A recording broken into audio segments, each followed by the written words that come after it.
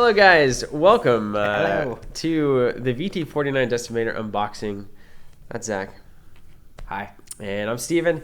And we have ourselves this beautiful Imperial large ship. I dare say it's not the first, but really it feels like the first, doesn't it? First what? The first Imperial large ship. I mean, you got the I call it the slave one. I know there's the official name for it. the fire spray. The fire spray, yeah. But, I mean, look at this You thing. also had the Lambda. Yeah, you do have the Lambda. But they don't bring it. They don't bring it like the Decimator does. Like, this is like a mini capital ship. Yeah. I mean, this is large. Like, it's bigger than the base. It is large. Let's talk about this Decimator, Zach. All right, let's do it. Since we've got it. Since we're here. The first thing we got to do, of course, is look at the ship. Hey, I was told this was the Rebel Aces unboxing. No. We'll get there. We're going to look at this guy. It's, again, I feel like it's great. It is great. Do you have anything to say about it? It actually is one of the better looking ships that I've seen. Maybe the best. Yeah, it looks awesome. It's got the two little turrets on the top and the bottom. That's what gives us this 360 arc, which we'll get to in a minute. You got the engines in the back that look really cool. I Nice flat engines. almost feel like it's ruggedness that makes it. It's like it looks bad, and that's what makes it look good. You know. Yeah, although I don't think it looks bad at all. Like not like bad, but it doesn't look bad. It looks like I don't know, like a biker. Yeah, rough, it's been mountain biking or something. Like it's out in the mud.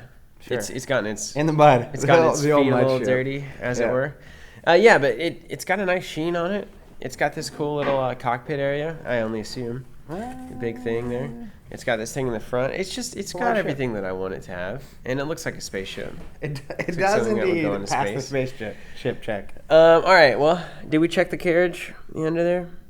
How to do that? Step 2 of any unboxing. It's perfect. I mean, Open it it, is. flip It's the really ship. good. It's really good. So, another great, well-designed. We're really not good-looking surprised ship. at this point, right? No.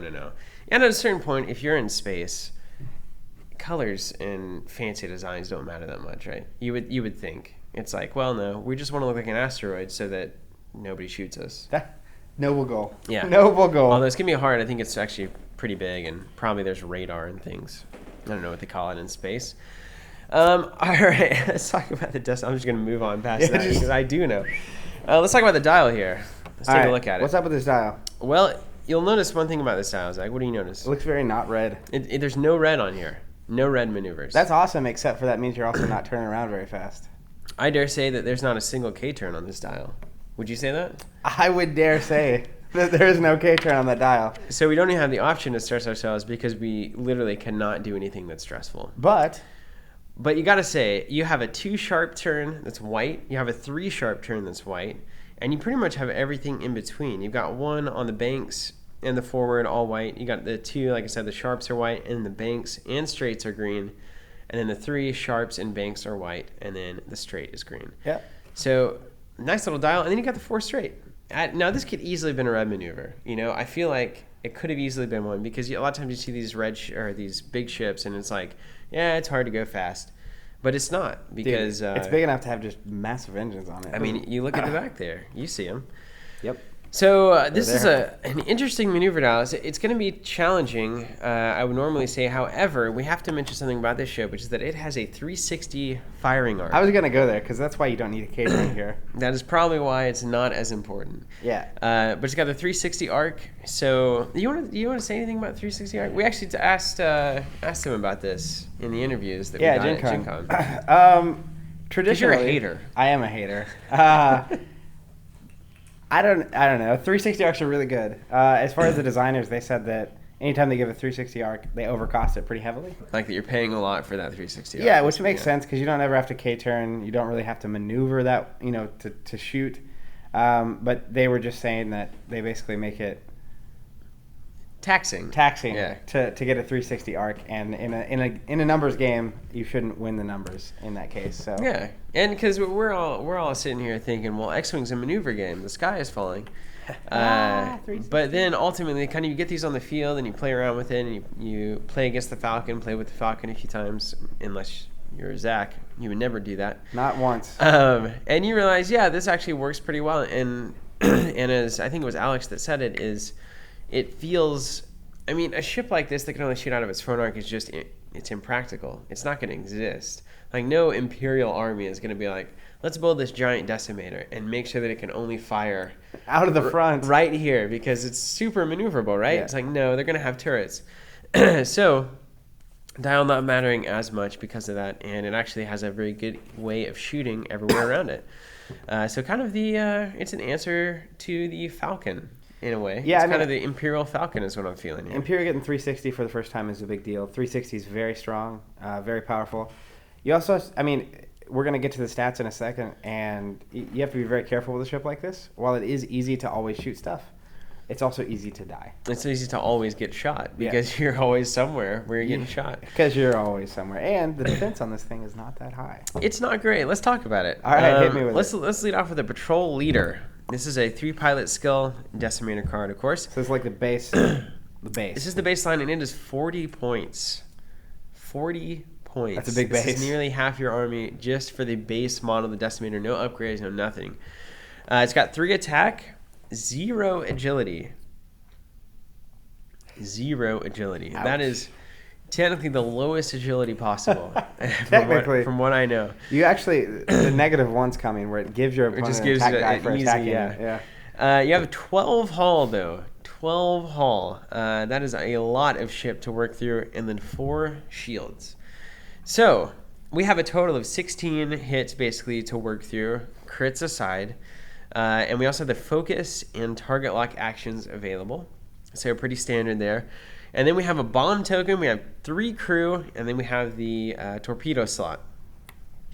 So Zach, you just heard what I said, and I'm sure you've never seen this ship before in your life. Not once. So what are you thinking at this point with these kinds of stats? I mean, I naturally want to compare this ship to the Falcon, who has a similar kind of thing going on, right? It's got 1 agility.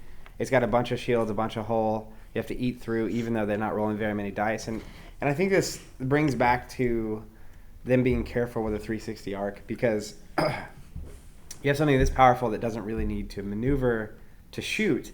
But on the flip side, you really need to be careful on where you're at, because you're not going to be rolling any defense die. So you're just going to be taking hit after hit. And that's kind of the thing, right, where you have like anywhere from a mini TIE swarm to a TIE swarm, 4 to 5 ships to 7 or 8. It's just going to eat through. Oh, it just churns through it. Yeah. Yeah, and once it's gone, it's gone. It's half your fleet. So I think that's solid stats. I think it's worth the points. It's going to be hard enough to eat through 16 points of hull and shield that it's going to be worth it. You're going to get a lot of attacks off, and it's going to be a huge focus on the battlefield. But it's also not like just markedly better than any other option. Yeah. So it's cool. It's like horizontal design space instead of vertical. Feels correct. Yeah. And it's one of those things that you kind of were hitting on it there, where the game is about maneuvering still when you're flying the Decimator, because you're trying to get out of other people's arcs. Yeah. You can't just move into the middle and platform around and kill everything. You're going to die. Yeah, you ideally want to be like shooting 1 or 2 ships, and then that's it. They can shoot. And you then back. like maybe 1 or 2 shoot Yeah, you because back. you can take 1 or 2 attacks a turn, but like you don't want 5 attacks for 3 turns in a row, because then you just die. No, not good. We also have to mention, I mean, it's got a lot of upgrade slots. 3 crew. So That's this can, really crazy, It can by the also way. act as this ability to synergize things that aren't usually able to synergize together. Now, my X-Wing brain is not as good as a lot of my card game brains. I have many different ones that Many different brains that you pop in crank and in there. So I don't know, like, nothing comes to mind when I think of, here's 3 crew that when put together would just create this symphony of madness. But I'm sure that they are out there, and if they're not there yet, they will be.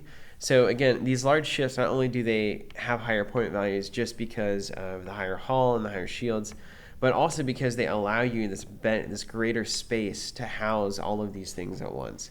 And we know that synergy in games like this can oftentimes take 5 points and make it worth 20 points. Yeah, and I mean, in X-Wing, it really has to, right? Like at this point, early on in the game, it was like, hey, kind of pick what you want. But now at this point, a ship has to bring it. Yeah, it's and got to be optimized. And really, I mean, Imperials haven't had too many ships with the crew slot. I know the Phantom for me, was like a really big eye-opener, because the Interceptor didn't have it, the Advance didn't have it, the TIE Fighter didn't have it. Yeah. The Lambda had it, but the Lambda didn't really see much play. Not until Gen Con 2014. Until Gen Con. But I think this is really, it's pretty new territory in general for the Imperials because of the crew slot, and 3 crew slots makes it even crazier. So there's a bunch of crew in this ship, and it's the kind of thing that only gets more interesting as the game goes on because more crew are going to come out. Oh yeah. So I'm excited to see what can be done there. I know personally, as I always am, I'm thinking about Darth Vader. Oh, you got to think about Darth, who can basically damage himself twice to deal critical to someone you just shot. And the problem was you could only really put him on the Lambda before that was worth it, but the Lambda sucks at moving and can only really shoot forward. Yeah. This can shoot anywhere, so you have a bunch of health to use him with. The old Darth crit machine. And you just can hit anybody. So that's where I'm going with it, personally. That sounds like a build that's reasonable. Let's move on to Captain. What I first thought was Captain Dickon, but upon further inspection is Captain. I'm glad you went there. Captain Oiken. Well, I think a lot of people will make the same mistake because it looks like a D. I mean, it's a very D-looking O. You know, I mean, at first glance. Do we have a D around here? Yeah, Decimator. That's a D over there. There's a D right under there. Yeah, I mean, that's how we figured it out. But Captain Oiken, we have the same stats as you might expect, so we're going to get right under the ability. First of all, he does have that elite talent upgrade. So that is also going to be on all these other pilots that are named, as you might expect. Yeah, that's what I mean, this thing. The little, little medal. I got you. And that's the elite talent, right? Isn't that? Yeah. We've done some research at this point. For some reason, I thought you were talking about the 4 instead of the 3. Oh, no. My brain was just that's not elite at all. I kept looking at the 4, and that's all I was seeing. He does have a 4 pilot skill as well. I didn't mention that, so that's worth mentioning. And he has, after executing a maneuver, each enemy ship you are touching suffers 1 damage. This is after you execute, not at the end of the activation, but after you execute a maneuver. Any ship you're touching with this massive base suffers 1 damage. Daddy likes to bump. What do you think? Is that a Captain Dickon joke as well? It is. This is really coming together. I mean, that's really interesting. At 4 pilot skill, you're going to be moving before a lot of ships, and at that point, you're basically, unless you can somehow take an action before you move, I can't imagine a thing that does that. You're deciding to give up your action to do a damage or a lot of damage. This is particularly brutal against like a TIE Swarm, right? Yeah. It's like you just charge in there and get in the way, and then it's like, oh, I did 4 damage right there. Yeah. So that's a really, it's like a wrecking ball kind of a ability. It's hard to, like, when I'm looking at this, I first started, and then when I think about it on the table, it's actually kind of difficult for me to imagine because as I'm moving, right, like if I'm going to collide with a ship, I have to stop. And so it's like, how many times am I going to be able to touch multiple ships in this like perfect scenario? You know what I mean? Well, it's funny because normally when you're like doing a maneuver and you're gonna collide, players are within reason loose on like where the ship's gonna end up. Yeah. But I've got a feeling how to line it up on top of your template and where it stops and stuff is gonna get really important with this guy. Yeah, absolutely. I would say with a large ship, it's common to touch 2 ships. Yeah, I'm thinking like 2 is what you're shooting for. With this. But. You might have the rainbow kind of day, but I think 2 is going to be here. Just cruise right into the side. I don't know. Yeah. I'm hoping that we get maybe some upgrades or something that is gonna help this happen. We'll see if we do or not. Then we also have Commander Kinkirk. He's a 6 pilot skill, same stat line, elite talent upgrade, of course.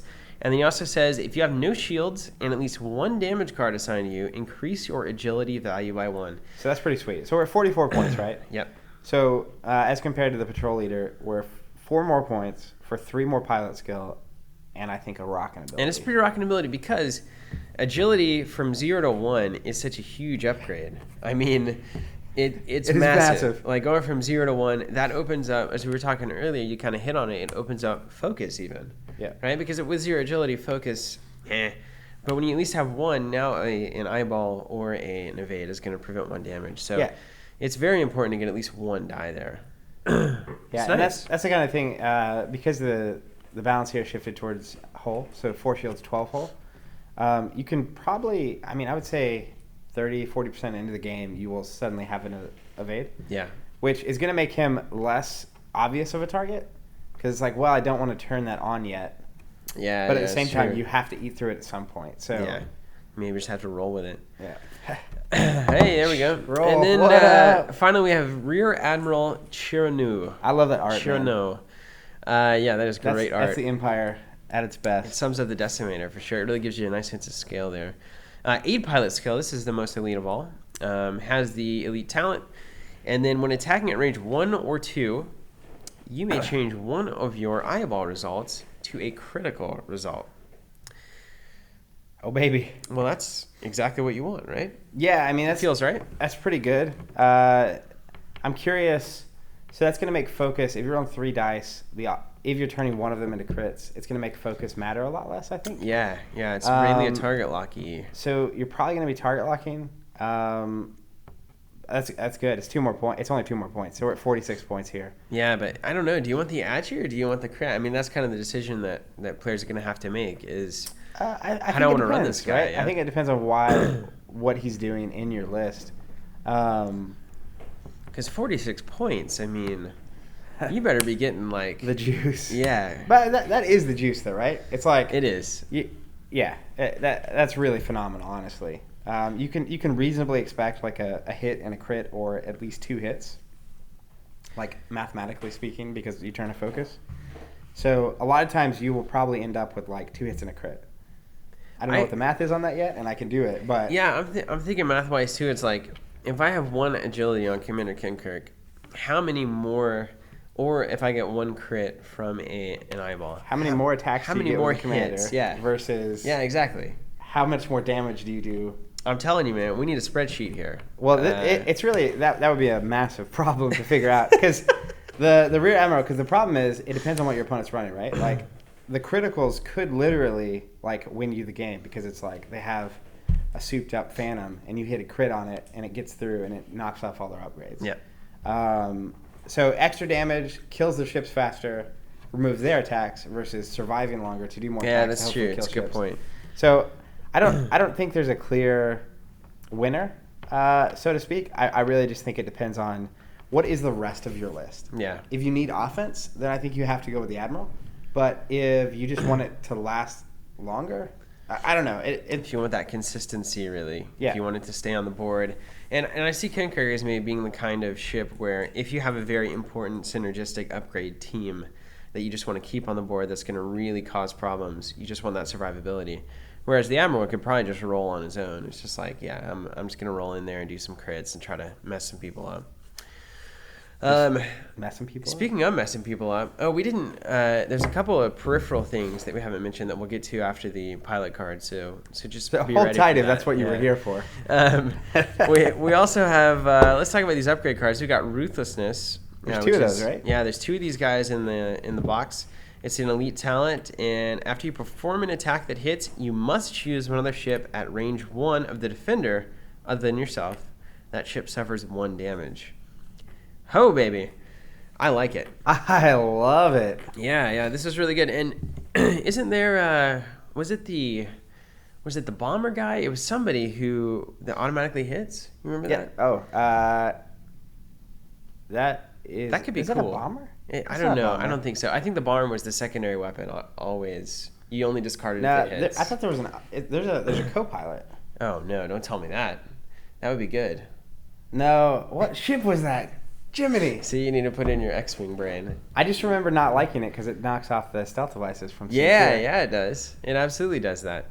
But no, this one's Ruthlessness, and it's really good in those instances, and also just in normal instances where it can do 1 damage to a surrounding ship, straight through the shields, or straight through the defense dice. It's an elite pilot talent, so this can go on any of those Imperials, right? Yep. Like, you want to think about it with the Decimator, but at the same time, I mean, I'm thinking this on Soontir or the Phantom or Vader. Your favorites. My favorites. I think it's super, super common for your opponent to have ships within range 1 of each other. Like, yeah, absolutely. Flying in formation is focus fire in this game, which is an entire video into itself, makes people group their ships together. So in this case, that's just terrible. Yeah, that's terrifying. This is a great little upgrade. I think that's a great. And it's great Imperial card. only, so only the Imperials can be ruthless. Sorry, Rebels. Eat it, Rebels. Well, let's move on to some intimidation. Since we've seen Ruthlessness already, I'm scared. Makes sense. While you're touching an enemy ship, reduce that ship's agility value by 1. Now that seems to pair super nicely with old Captain. Old Captain Oiken. He gets in there, he does the damage, and then he reduces their agility by 1. Yeah. It's like, we need the ship to die, Captain. Get in there. Yeah, I mean that's pretty good. It's elite Talent, so, I think, yeah. So 2 points for that. I can see that going on a lot of ships. A lot of ships will run I guess that wouldn't work. Well, how about that A-Wing? There's the A-Wing. It's not Orville. It's the dude who he can attack you while he's touching you. Yeah. That's pretty cool. Well, even when you're touching, you can shoot through, right? So like on a Decimator 360, touching, you can't shoot that ship, but you can shoot anybody else. Yeah. But like that A-Wing that goes in there? Range 1 and -1. Range 1, -1, I can shoot you. I like that a lot. Actually, that may get me to fly some A-Wings. Oh my god. That's just the kind of style that's weird enough for me to dig. That's cool. Yeah, so Intimidation, pretty solid. And then we got the Fleet Officer, which is Imperial only. Love it. And it is 3. It is the crew slot there. And it says, action, choose up to 2 friendly ships at range 1 to 2 and assign 1 focus token to each of those ships, then receive 1 stress token. Boy, this feels like something that would go on like a Lambda, doesn't it? Yeah. Which is like this thing hovering around and just like... Yeah, it's a support ship, right? It's like you take an action, it gives 2 other people a focus and take a stress. That's what you want. That's really strong. That's exactly. That's really good, actually. I'm loving that. That's actually good. That is actually great. Yeah, I mean that can fit in a lot of places, but ultimately, 1 action on a ship that may not need the focus, like a Lambda who may not get to shoot someone, for 2 focus that you don't have to take on other ships is awesome. This is a great little support card, actually. Yep. It's one of the best ones that I've seen. Also, Mara Jade, Imperial only. 3 cost crew. At the end of the combat phase, each enemy ship at range 1 that does not have a stress token receives 1 stress token. And that is just a passive, always happens, don't have to spend an action on it. That's pretty wicked, man. I'm a fan of that. It almost feels like Orkin would like that too, speaking of ships that want to be close and within range 1 of everything. Yeah, I like that. I like that a lot. Yeah, way to go, Mara. That's just really annoying to have to deal with. Does it feel like stress is becoming more of like a thing in X-Wing? Like forcing stress upon Yeah, your it opponent. used to be like, okay, turn or not. Like that was like the stress thing. And now it's like, I can shoot you with stress, I can give you stress in these crazy ways, and now all your plans are ruined. That kind of stuff. Yeah, I mean, I think stress is the natural balance to these cards that give like action economy. Yeah. So you have like, Phantoms who take their action, Whisper will shoot you successfully, get a focus, and have advanced cloaking device to cloak again. Yeah. And it's like if you're stressed, well, you can't do that. Yeah. So I'm a big fan of stress and stressing my opponent out in every way possible. Oh, I know. Again, it's a maneuvering game, so forcing your opponent into certain movements to take actions is massive. Well, I believe you. Let's talk about San Isard. Imperial only. At the start, it's 4-point crew here. At the start of the combat phase, if you have no shields and at least 1 damage card assigned to your ship, you can perform a free evade action. Now, I mean, this only goes one place, right? And forgive me, Decimating the country. forgive me again for my lackluster deep Star Wars knowledge, but I just feel like probably Commander Kinkirk and Ol Izzard are probably lore buddies in the sense that they're probably hanging out in the lore. Do you know anything about Kinkirk? I know nothing about either of those people. I'd never seen a Decimator until today, so that's how behind I am. But I feel like they probably hung out today? because Wow. yeah, just this very right moment. now. Crazy. What is this thing? These two just obviously they go together, right? I mean, they have the exact same text. You are in the exact same position, but maybe you also want to put it on like the Rear Admiral, like to give him some more survivability too. The interesting thing is I think they obviously go well together because they would both be on. So you would suddenly have 1 agility and get an evade token every turn. A free evade token is nice. But at the same time, like I like this on any of them. Like you're gonna get to that stage, and then having a free evade token is awesome. Yeah. I could really see it on like the patrol leader, like I was saying earlier with Vader, and it's like you put Vader in patrol leader, because Vader's really gonna get you there. Yeah. Just so we're aware. Yeah. So yeah, that's. You know, what's interesting to look at is you have the patrol leader going to Commander Kinkirk for 4 points. You gain 3 pilot skill and this ability. And then for 4 points, you also gain 0 pilot skill and this ability. So it's cool to see the kind of the scales happen here, where it's like, well, this ability on Kinkirk is probably worth like 2 or 3 points, and then that extra pilot skill is worth like 1 or 2. Whereas this ability, straight up the free evade as opposed to rolling an agility, is worth more points for an upgrade. It's just like, I can just see like the math happening there as to why this is the point cost that it is. Yeah, and the really interesting part about the point costing there, just to dive in a little bit. Let's dive. Is this? I know when we were talking to designers, they were talking about synergies a bit, and it was cool because that pilot skill, right, is only ever going to be on that card. Yeah. I mean, they could reprint on someone else, but it's on that card. So they know the full extent of the synergy there, right? Yeah.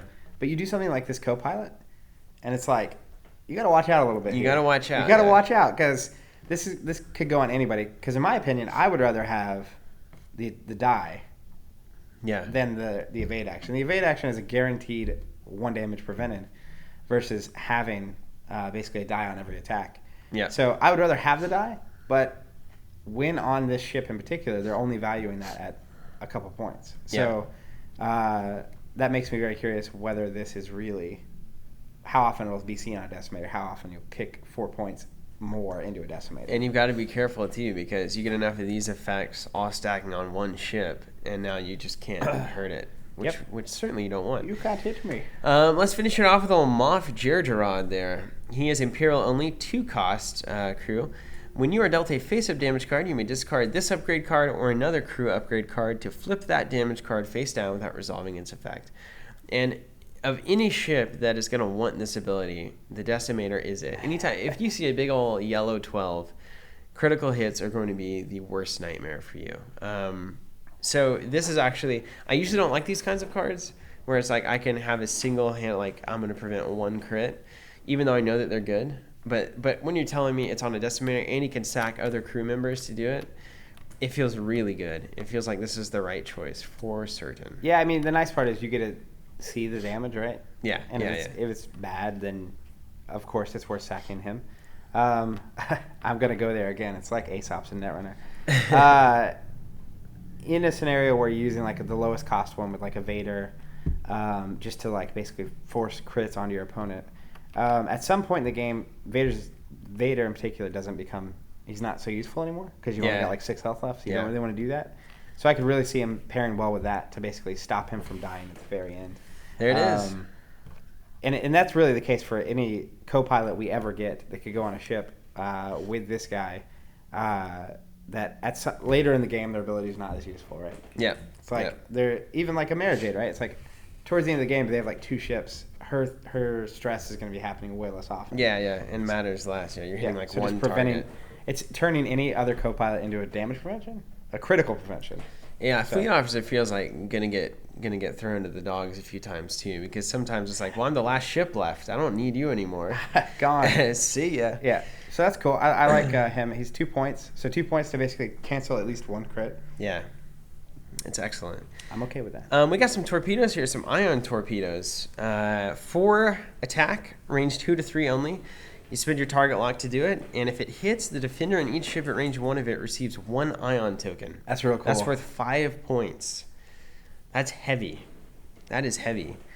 But you're getting 4 dice, you get the damage from the attack, and then everything at range 1 of the target receives 1 ion token and has to move forward 1, unless it's like a large ship.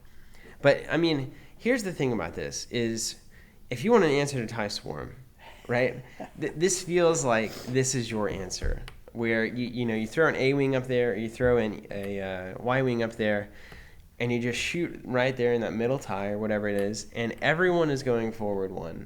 So now you know exactly where everything is, you just move around, and it can probably do some serious work against that kind of a build.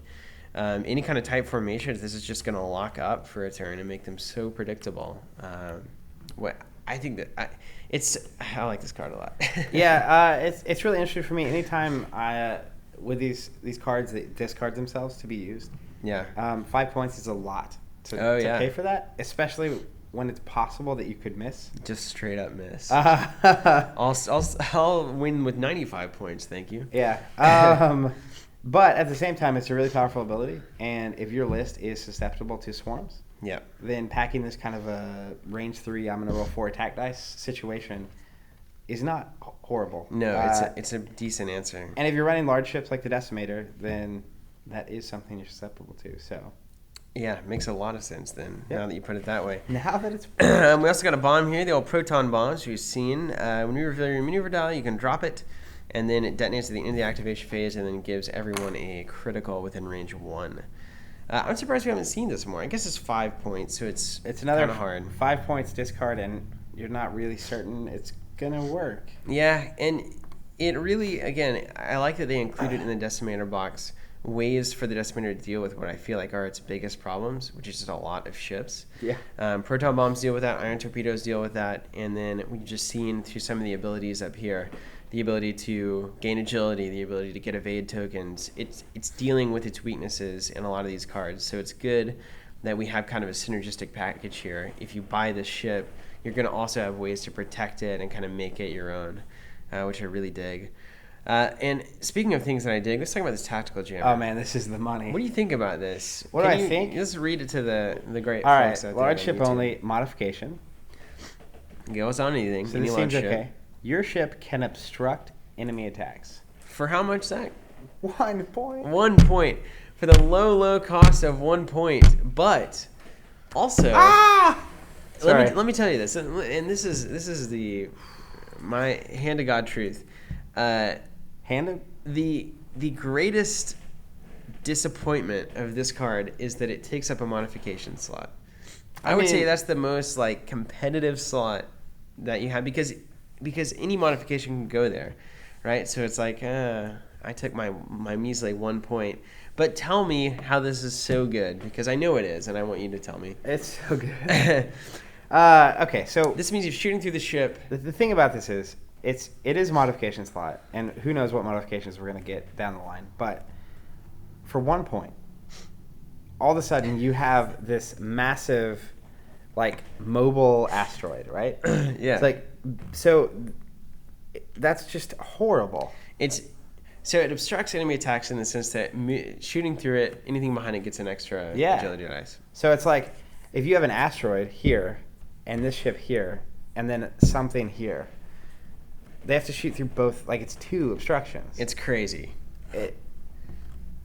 It's really good, and especially when you have like, so it's not as good when you're like damaging out your Decimator with Vader. Like Right. That's not how you'd want to do do it, yeah. But when you want to like, I don't know, When you're doing the Kinkirk when you want to show. collide with stuff and get up in their grill, and then they can't shoot you because you're touching, but they have to shoot past you because you're on them. And it's only enemy attacks, too. Yeah, it's one-way street. Whew. So I think that's phenomenal. I think it actually the captain, when he touches the ship, it does a damage. This is exactly where you want this And to he be. lowers their agility by 1. Absolutely. And then you shoot through him. That's the It's synergies there. impossible. That's a build. You're going to send this guy straight at your opponent's best ships. It's like, we're going to hit. I'm going to give you damage. I'm going to lower your agility. You're going to have to shoot through me. Then when you get past me, I'm still going to be shooting you because I have a 360 arc. So I think this guy cruises into that slot. I don't know why unless you just don't have the point. Yeah, to you spend on probably that? you have the point for this. Right. Yeah, You it got depends on how many other ships you're running, but like, bleh, that's really good. I mean, luckily I play Imperial, so I get to use it, but that could be really annoying. Well, for 1 point, you got me sold. I believe you. It's hard not to sell something for 1 point. I believe everything this That's like- man is saying. That's like a 25-cent anything. It's like you would almost pay 25 cents for anything. That's 25 cents, and it's good. Well, you're right. All right, this is I paid 25 cents for a tactical. It's jammer. funny that we get to this card last because I think this card literally changes the perception of All right, every other card in the box. Well, then let's go ahead and change the outcome of everything that we've been talking about for the past few minutes. Dauntless. This is the Decimator title. 2 points. After you execute a maneuver that causes you to overlap another ship, you may perform 1 free action, then receive 1 stress token. What do you make of that? I think it's phenomenal. What do you make of that? So This plays right into the strategy where you want to hit people, even if you don't want to hit people. Though, it's like the problem with big ships a lot of times is that your opponent will have like a 1 pilot skill little Alpha Squadron interceptor. They'll put them in your way, and it's like, oh man, now I don't get to take an action, except for I do. You do, and you don't care about stress. Not really. You're never gonna K-turn. So why do you care? So the Decimator just stressed out all the time. It's like my ex-girlfriend. Hey, no, but seriously, this seems like a really good title. You're going to put it on there, right? I mean, it's going to be hard to not. So does it feel like you're getting two builds here? Like you're getting the aggressive, go in the face build, but where does the rear admiral fit into this? I think there's three. There's very naturally three with the Decimator to me. There's the low cost thing that you put like really good crew on, whether it's Vader and you're just going to damage them out to dish a bunch of damage. There's the mid grade, which is I'm going to collide with you, I'm going to be in your way, I'm going to take my actions even though we're colliding, and I'm still going to have a 360 arc to shoot you. Yeah. And then there's this is a real ship that's just doing its thing, which is the rear admiral, and he will probably just have solid pilots and upgrades. You'll spend 55 points on him or so. Yeah, he probably has like ruthlessness. Yeah, and he'll be the dude, and you may run him with like a Howl Runner and like two or three mini TIE swarm, fighters, which is it's awesome. Like a weird like little build. Or you could also put like a Soontir with him, or a Whisper, and then some like 12-point TIE Fighter or whatever. Ooh. Just have two really beefy things, and there's a lot of ways to do that kind of a ship. Mini Swarm, 2 elites, solid stuff. So, yeah, fantastic. Man, well, there's the Decimator, guys. I was on the edge of my seat that whole time that Zach was talking there. You got your pilot cards. You've got a lot of nice upgrades here. And then also, have to mention, you have these debris clouds. And these are new obstructions. And I was reading in the rule book, which is a good thing to do. Go, yeah. That you can still... They kind of act as asteroids and they kind of don't. The main difference is that whenever you run through one, you roll a die, and if you suffer a critical strike, you suffer a critical hit, right? Yep. So if you roll a critical on the die, you get a critical. Otherwise, you're unscathed when you're moving through these things, and you receive a stress token after the check for stress step. So my understanding of that is that even if I do a green maneuver, I would take a stress token after that if I went through debris cloud. So it's very stressful. To fly through a busted up ship. Yeah, now the question with these is, can I include them in tournament play? And that's something that we're not certain of. We've seen a lot of speculation on it. We haven't seen the tournament rules post this wave. So we're going to see. My inclination, my guess, is that absolutely you can, because it's going to add another layer of strategy and kind of tactical decision-making to the game. And kind of if I'm running a really heavy stress your ships out list, maybe I'm going to run debris clouds. Or if I'm trying to get damage or trying to outmaneuver in a different way, maybe I run asteroids, maybe I run a mix of the two. So I think that is going to be a part of the game pretty soon. Don't quote me on it. It's just kind of my inclination. Which is really cool to see. Yeah. Like alternate options in that part of the game. It's certainly design space that hasn't been explored yet that is wide open. So hopefully that will be explored. We also have, just for clarity's sake, we've got the classic Ion token bomb cards as well. So just like your rules cards, which you guys have seen before. And then we got 4 shield tokens, a stress token, an ion cannon token. We also have the proton bomb, a focus, and an evade token. So a nice little boost to all the tokens that by this point you may not need, but hey, it's good if you do. Anything else on this Decimator, Zach? Anything you'd like to clarify here? No, I mean, I think it's a great release for the Imperials. I'm excited to use it. I think it's so cool to see these new ships come out that it makes older cards better, or older ships, or like this. It's not just this ship that's coming out and adding to the game, but like it's just a cool way the X-Wing set up to make all the old ships get stuff as well. So like this intimidation is the only one here that's not of the top row that we have of like the major crew and stuff that's not Imperial only. So don't lose sight of that too, because it's like you get in the habit of thinking all this is Imperial, but you look at intimidation, it's like you can throw that on the Rebels, man. And there's a lot of, like I said, the A-Wing has got me juiced. Like, that's a really cool build. The Iron Torpedo is the same way. We've seen the Proton Bomb, of course. Tactical Jammer, you put that on a Falcon. I mean, where you can put that on all sorts of places. Very interesting. Yeah. And then Dauntless, of course, probably going to stay on the Decimator. Well, it has to stay on the Decimator only. But it's awesome. I'm really excited. Wave 5's cool, and Wave 6 is on the way. So it's like Christmas for X-Wing players every month these days, it seems like. So thank you guys for watching. This is the Decimator. We do have this ship available on our store if you'd like to buy it. And we think you should, because it's a really awesome ship. And if you're an Imperial player looking for just that hulking mass of destruction, then I think the Decimator is what you're looking for. So thanks again, and we'll catch you guys on yet another unboxing, I'm sure, in the near future.